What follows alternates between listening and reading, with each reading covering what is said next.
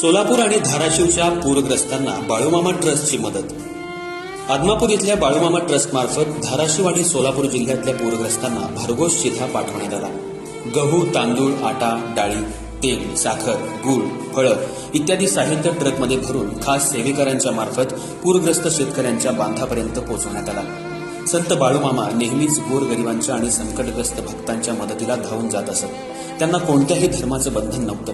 माणुसकी हाच खरा धर्म असं ते मानत होते. त्यांचे आताचे भक्त सुद्धा त्यांच्या विचारानं भारलेले आहेत. मामांची दान परंपरा देवस्थान समितीनं पुढे चालू ठेवली आहे. आदमापूर इथल्या बाळूमामा ट्रस्टनं विनाविलंब पूरग्रस्तांना पाठवलेल्या या मदतीचं भक्त समुदायानं कौतुक केलं असून अजून काही मदत हवी का अशी विचारणा त्यांच्याकडून होत आहे.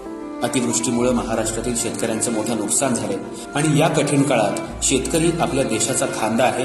या कठीण प्रसंगी आपण सर्वांनी त्यांच्या पाठीशी उभं राहावं. या कठीण काळात आपण एकत्र येऊन मदत करायला हवी. शेतकऱ्यांच्या मदतीसाठी हातभार लावावा. ही वेळ शेतकऱ्यांसाठी एकत्र येण्याची आहे. शासन सुद्धा पूरग्रस्त शेतकऱ्यांना मदत करत आहे.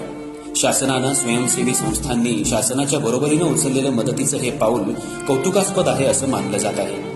न्यूज शाहीसाठी मुरगुड प्रतिनिधी सर्जेराव भाट. ऐकलं, गोकुळची बासुंदी पुन्हा खावीशी वाटतेय. खरं सांगू,